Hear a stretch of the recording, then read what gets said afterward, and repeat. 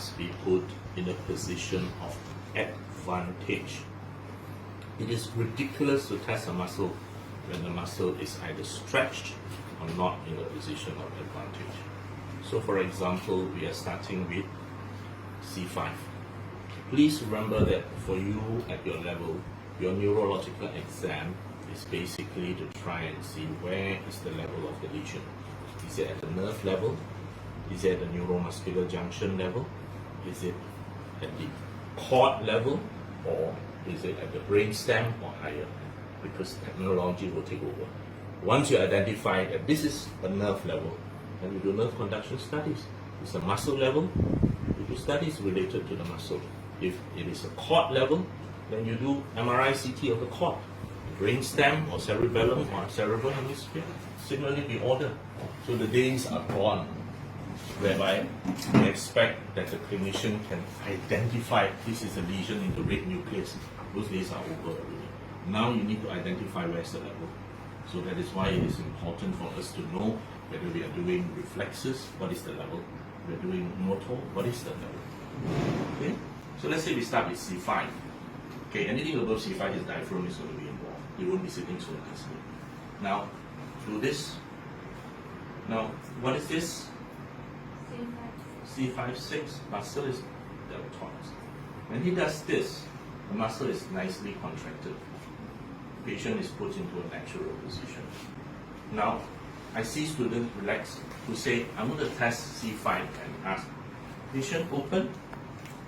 How to open? The muscle is stretched. So you want to do it, ask the patient, do this. Maintain it, do not let me press it down. Let me press. And it is impossible for any one of us to press this down because this is very strong. That's why Chingye, you can support a whole flagpole with the arm put like that. Not from here, but with the arm put like that. So that's C5. Okay, then you just let it go down a little bit, and you put your hand here, and you say, press me down. And then you see, C7. Okay, that is scissors and pack together. Now, then you go on, you're again testing C5. When you do C5, again, please expose so that you can actually see the muscle, because you need to compare the muscle as to whether there's wasting. Now you put the hand like that, and you can actually see the muscle. Make sure you supinate the hand fully, because if you don't supinate, you're not isolating the muscle. We want you to isolate, so that is the only one that you are testing as far as possible. Of course, sometimes it is not possible. Supinate, you expose the muscle, put your hand there, so that there's counter traction. And you say, can you pull me towards you? So he pulls, and you see the muscle contracting, you feel the muscle strength, and you don't fall because you're doing this.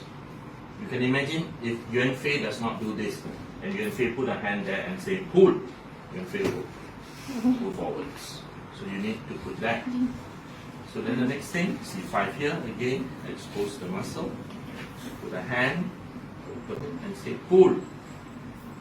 Okay, very gently now, pronate it to mid position. When you pronate to mid position, you have the brachialis coming in. The biceps will still contribute, but put it in mid position, hold your hand, again put there. This is C6 predominantly. Pull. Look at the brachioradialis. Okay, and this hand, same thing, pull.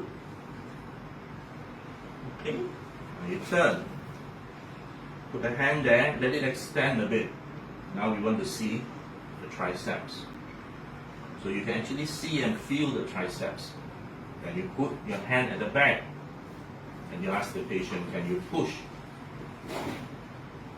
Okay, same thing, expose it, put the hand at the back, push. Alright, again we need to have some form of counter traction, if not you'll be pushed back by the patient. And the patient also might fall. Okay, if it's a weak patient with truncal weakness, you push, you might fall. Now then we go on. And very often I see students saying, can you grip? Grip. This is actually a very, very crude test. It is good, for example, if you're dealing with a stroke patient and you just want to know which side, or you're dealing with somebody who is semi-conscious and say, hello, hello, can you grip my hand, just to see whether he understands. But it is very, very crude, because you've got the long flexors, you've got the small muscles, all coming in. What exactly are you testing? But it is good for a screen. At our level, we want to be more specific. We want to test individual group. So the first one I want to test is I want to test this. But this is actually a very unnatural movement. So I tell the patient, can you hold a fist? You see, the instant he holds a fist, this goes up already. Once you hold a fist, it goes up. And I say, can you lift this up like that? Yes. Now here comes another important principle. Whenever you are testing any muscle, you got to isolate that muscle. So you cannot test like that. Because what are you testing? Here, here, here. So you got to isolate it so that the only one you are testing is here. And this is C, C7, C8. Now this is again a very, very strong muscle. Ask him to do this. Okay, there is no way you can push this down. No way, unless it is weak. And similarly here, go up and hold it, isolate it, make sure you are not involving this, don't let me press. And similarly, we turn it and we say, can you do this? Okay, this is again a very unnatural position. Okay, do this and then you press, do this, up, and then you press. And you put a hand down and you say, open your hands for me. Okay, can you open? Now, here you can test by either using this, all these are T1, okay? Your interosseous, or as usual, your paper has to be pretty thick, it cannot be too thin. And you can say, can you grip? And then you pull to compare, pull, compare, pull, compare, pull, compare. Okay? And then of course you say, I want you to relax now, put your thumb here, and I want you to raise this up. This is still T1, but what muscle is this, Anna? Adductor pollicis. Okay, raise this up, maintain it. Don't put it down and then say, raise this up. How to raise? Okay, raise it up, maintain it, don't let me press. It's a very strong muscle. Raise it up, maintain it, don't let me press. Okay, opponents. Form a ring with your index, hold it, don't let me pull. This is a very important muscle. Half your hand function depends on opponents. Okay, you lose your thumb, you lose 50% of your hand function. That's your opponents. Okay? Alright? So we're testing by screening a few small muscles, and of course in your textbook you will always see this test. Put your hands together like in prayer, grip, and don't let me pull. Here you're testing to see whether the patient cheats by doing that. This is Froment's test. Okay? Now, we now go on to test the muscles of his lower limb. Here, please make sure the patient is balanced. Ask him to put the hands at the side, because if not, when you test, the patient will topple. Now, L12, which is L12, your psoas. So it's very easy. Just relax, ask the patient, can you lift this leg up for me? Maintain it. Don't let me press. And of course you make sure he's balanced. And then you can't press this down. This is an extremely strong muscle. I can put Yuan Fei here, and he can also lift it up. Imagine you see the World Cup players kicking the football. It's an extremely strong muscle. This one up, maintain it. Don't let me press. Okay, relax. Now you want to see whether he can close. Okay, closing is L23. How to remember is L23? Very easy. When you are 20 to 30 years old, keep your eyes closed and study. Put your hand here, close. Okay, now opening. for 5. So when you reach 40, you go ahead and open. Okay? And that's how we associate to remember all these things. Now, the next one is your knee. Traditionally, I've seen so many students, even on the bed or in the chair, they do this. They do this, and then they hold, and then they say, straighten your leg. What do you think will happen when he straightens his leg and Yuanfei is sitting here? Yuanfei is going to get kicked.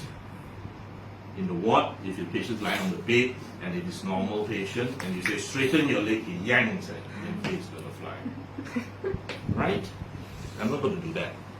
I'm going to say, can you keep this leg straight for me? Straight. Keep this leg straight. But you be careful. Make sure you isolate because you know the psoas will come in. So I will hold this to make sure that the other muscles don't come in. And I say, maintain it straight. Don't let me press. This is L. This is a very strong muscle. There's no way you can press this down. Same thing, relax. Keep it. Now you can't do this, huh? You cannot just straight and then say, okay, don't let me. You'll be pressing the psoas. Okay, so you have to isolate it. Keep it straight. Clear? Now, the next one is important because sciatica very often involve L4, 5, L5 as 1. So here we say, can you take this and put your feet like that up? Yes, very good. This is L. Don't let me press.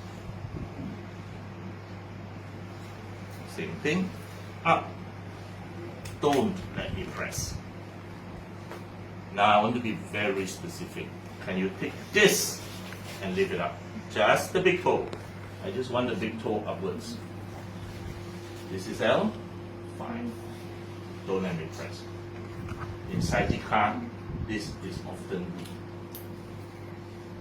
Up. Don't let me press. Now, I want you to imagine you're stepping on the accelerator.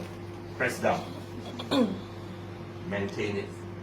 Don't let me lift it up. This is S1. Same thing. Down. Keep it that way. Don't let me lift it up. Okay? Now, in a seated position, it is difficult to test the extensors. So he has to be lying down, turn the other way for us to test the extensors. Here, it is almost impossible to test the extensors. So you see that in what less than 5 minutes, if you do it very quickly, you have checked the muscle power following the nerve involvement. Okay, so you combine that with your reflexes, and of course, for detection of level, sensation is very, very important. Because that, all these three things will give you a clue as to where is the level. Is it in the cord? Is it in the brainstem? Or is it higher? And then modern technology